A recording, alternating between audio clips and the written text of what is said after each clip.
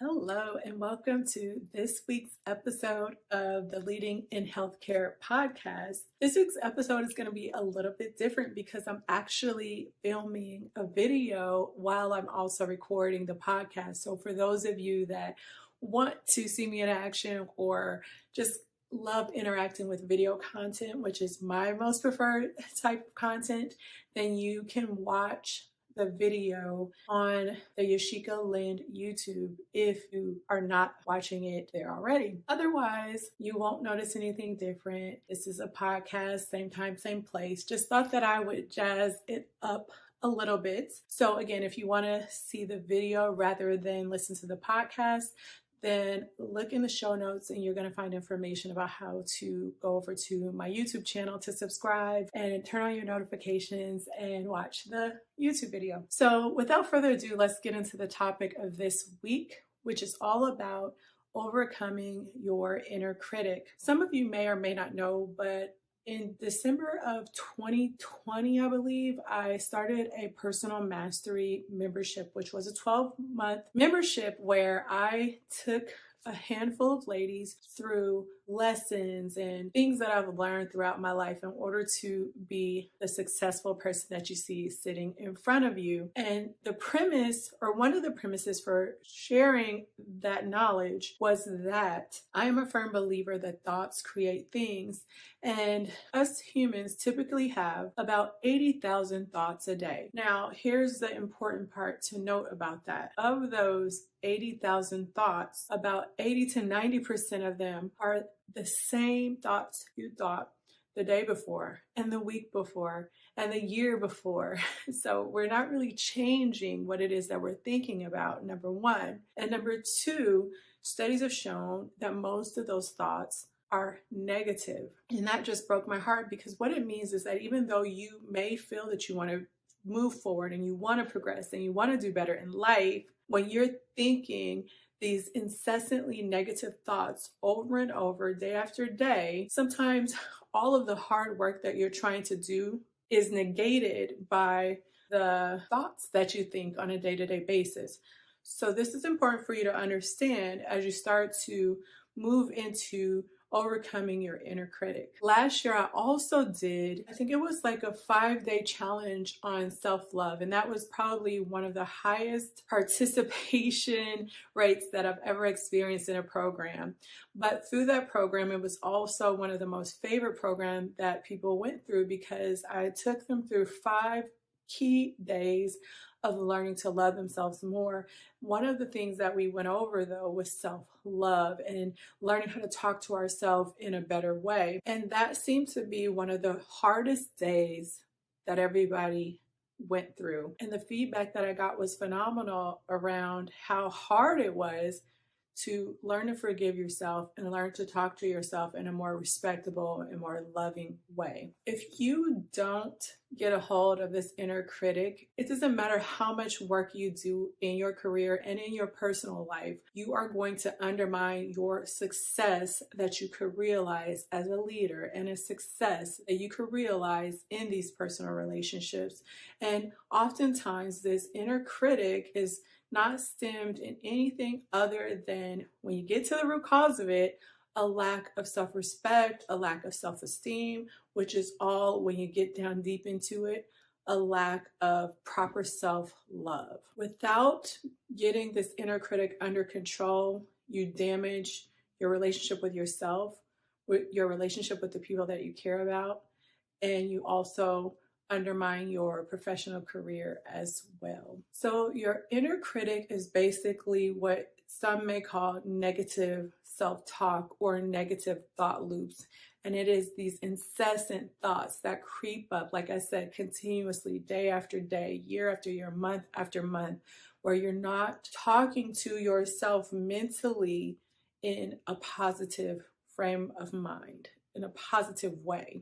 These thought loops usually stem from the conditioning and the experiences that you've had thus far, from the time where you were a child up into where you are now. This negative self-talk stems from the experiences and the conditioning that you have had as a child up until now. When these things, this conditioning, these experiences don't go in the way that you would expect them to go, and you couple that with the immaturity of our cognitive and emotional abilities, what you will have is a flawed belief system that occurred when you were less mature that inhibits your progress in today's time. This is powerful because these beliefs are limited.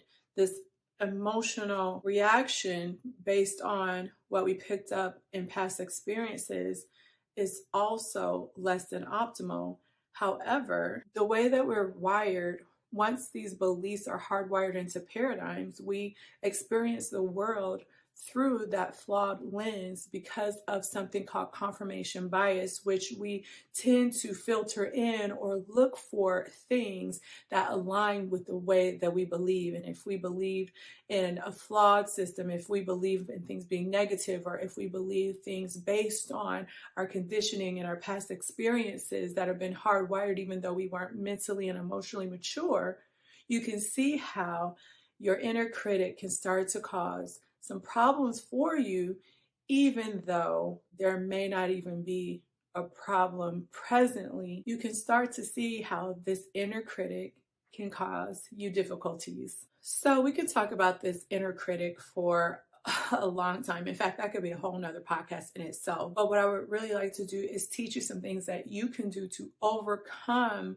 this inner critic so that you can realize more success in your personal and professional life. However, if you do want more information about that self-love class that I taught last year, I will link the replays with all the materials and all the videos if you want to go through that class on your own in the show notes.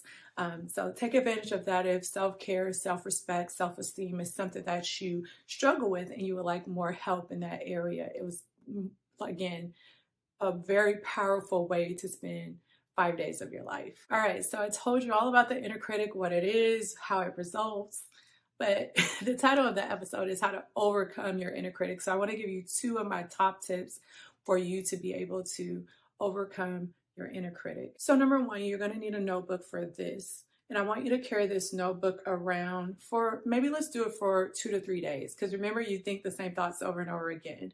And what you're going to be doing in this notebook is writing down all of the negative thoughts that you have throughout the day. At the end of the day, I want you to take a little bit of time to look at what you've written down. And I want you to start to write down the opposite of what you wrote down as your negative thought. This does 2 things. Number 1, it starts to make you more aware of the way that you talk to yourself, because sometimes being aware of it is enough to understand how ridiculous and harmful it could be and to get you to change when it starts to occur in real time. Number 2, what this does is it gives you a basis for creating affirmations for yourself so that you can begin to hardwire in new thoughts that are more positive and more conducive to your success as a leader. So for instance, if one of your thoughts that crops up is, I'm never good enough. Anytime I'm in a meeting, I feel like I just don't know what I'm talking about. Maybe the opposite of that would be, I always know what I'm talking about in a meeting and I speak so eloquently and so knowledgeable and everybody values what I share in a meeting, right?